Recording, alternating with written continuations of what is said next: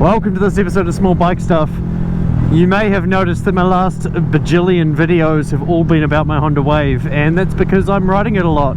Well, I've been working on it a lot and now I'm starting to ride it again, so bear with me, there will be other content. It's not just Honda Wave coming soon, but this video I'm going to just throw a few snippets together of kind of New Zealand road rules and attitudes towards motorcycles. I'm not perfect, and if you've ever watched any of my footage and I've done something stupid or dodgy, I'm sorry. I'm always trying to learn and do safety courses and be better, but sometimes you just get excited on your motorcycle and do stupid things. And if you've been riding motorcycles for quite a few years, especially on the open road, well, not even just the open road, but traffic circle, this is the first thing here. So you've got to use your turn signal to indicate your intention. In New Zealand we call turn signals indicators. Now, you see that bus lane sign there? Motorcycle and bicycle are fine as well.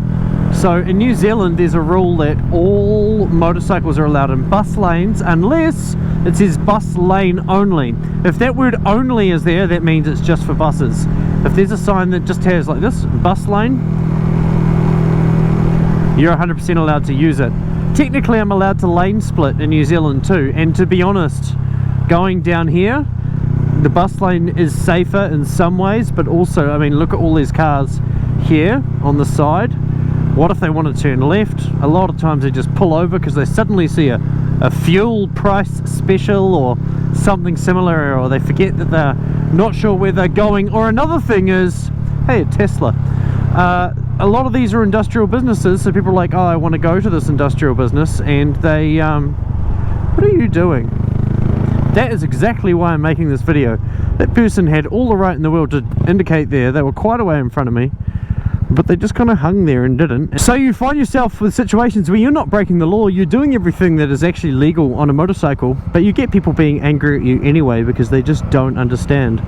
We've got big trucks, cars, everything, and generally when a traffic light turns right, going straight is the next one.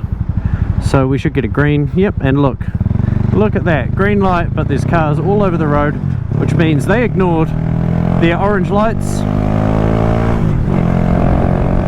Now I'm going to pass this truck, but I don't want to pass them on the inside, and there's room, so I'll come out here and go past them, and then straight back into my left lane there. So yeah, that bus lane there, you're allowed to use it because it says bus lane, it doesn't say bus lane only.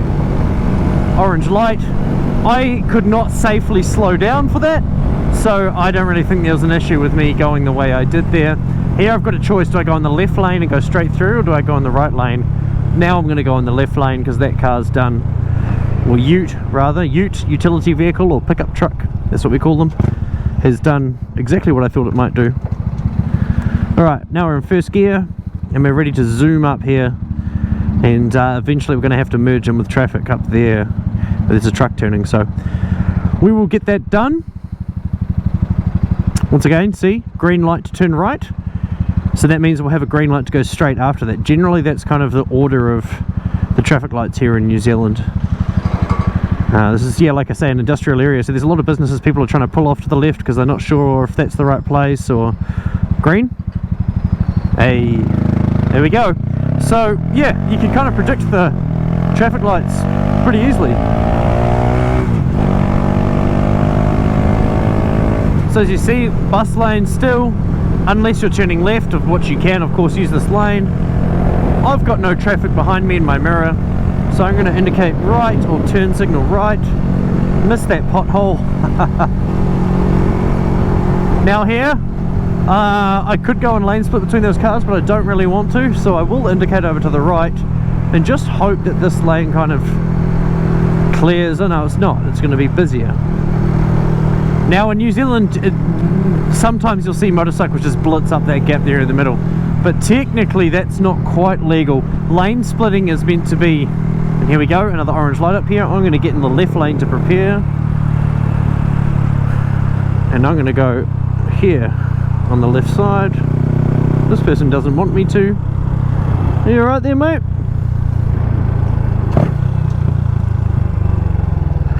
That's exactly what I'm talking about. That guy was being an asshole, and there's no other way to put it, because he felt like he should be in front of me. Is that a reflection on Tesla drivers or just car drivers in general? I'd say car drivers in general. I do get that a bit. People don't like being overtaken by something smaller. If you drive a small car or a small motorcycle and it's actually capable of the road going speed limit, you probably will find that quite often, that people just won't get out of your way or will try block you. But that's okay. I'm going to get off this. This is the Harbour Bridge. Beautiful harbour there. I've done a video about this harbour on Moving Our World. Check it out. It's really cool. This is the world's biggest... that's a stupid sentence. This is New Zealand's largest and busiest port. Maybe not largest, but it's definitely the busiest. We're going to turn signal left, check behind us, and get off here. So we're going down to a 50 km/h zone. There's traffic lights coming, as you can see, and I'm going to be indicating right and heading off into the suburbs. But that was just kind of a little indication, I guess, of what really it can be like commuting on a small bike here in New Zealand. If this area here, you see how there's no cars there at the moment, if it was full of cars here and they're all lined up, I would zip up the middle and sit here, or up the left side and sit here. And looks like someone's dropped a bearing race over there, and wait for my turn, because I can usually kind of accelerate quicker than most cars, not because I'm trying to race, but just because I know where I want to be, and I feel safer in front of people. Although, of course, you know, I should technically probably be looking behind me and sitting to the left there, so in case someone did want to plow straight into me because they don't like brakes, I'd have somewhere to go. But hey, you can't protect yourself at all times, unfortunately. Sometimes you just gotta wait. So I think we'll be heading right now. Yep, cool. And now we're into a city speed limit, which is 50 km/h, and it's actually school holidays at the moment here in New Zealand, so it's a lot of this, a lot of kids cycling around, families out and about. You've got to watch for kids darting out off the road there, and it's basically pretty standard stuff, I think, in most countries. We've got a scooter there on the right. Super normal in New Zealand to have scooters. 50cc really is kind of what's more popular due to our licensing limits and our licensing laws. Things like this, a 125 or 110, they just are not popular because the registration cost for this vehicle is the same as as a car. No, sorry, as a big motorcycle. Cars are quite cheap. But yeah, the registration for any motorcycle over 50cc, so 51 and up, ends up being bloody expensive. I think this is $420 a year to register, which is crazy. Look at that old thing. That's bloody cool. Woohoo! Anyway, now we're into a little suburb, and we've just got to be somewhat careful here.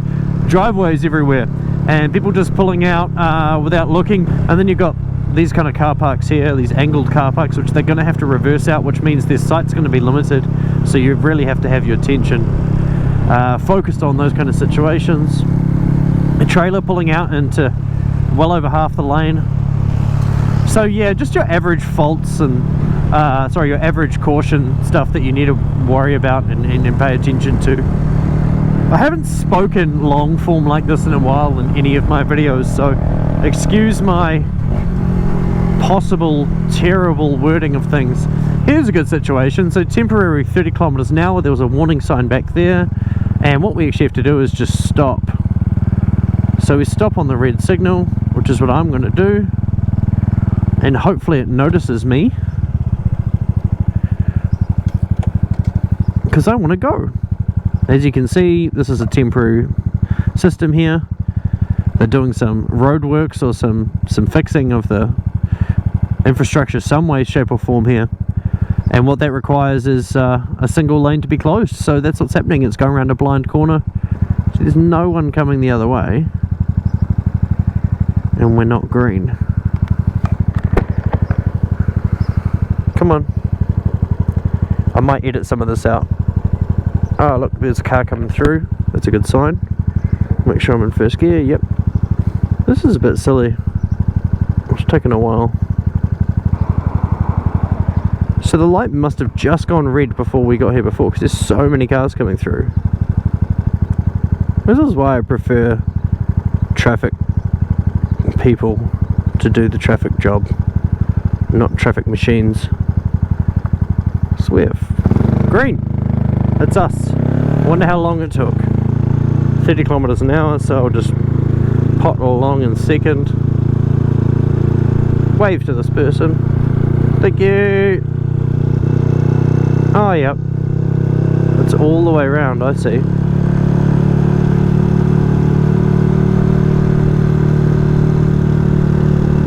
Oh, they're redoing the whole road. I just washed this thing. Oh well.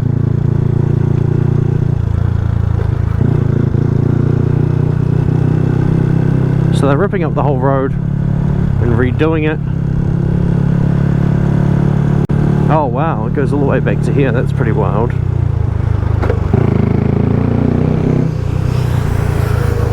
Yeah. Okay. So there's your typical New Zealand roading crew getting it done. Thanks fellas and ladies.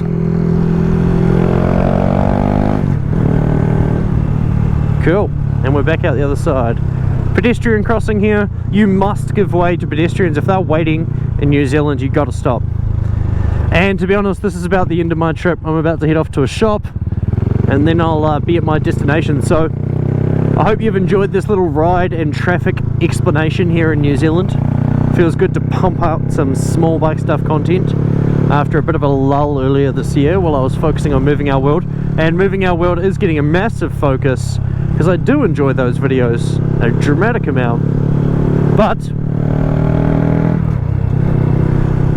most of those videos will be coming from Southeast Asia when I go there soon. Thank you so much for watching this episode of Small Bike Stuff. We'll see you later.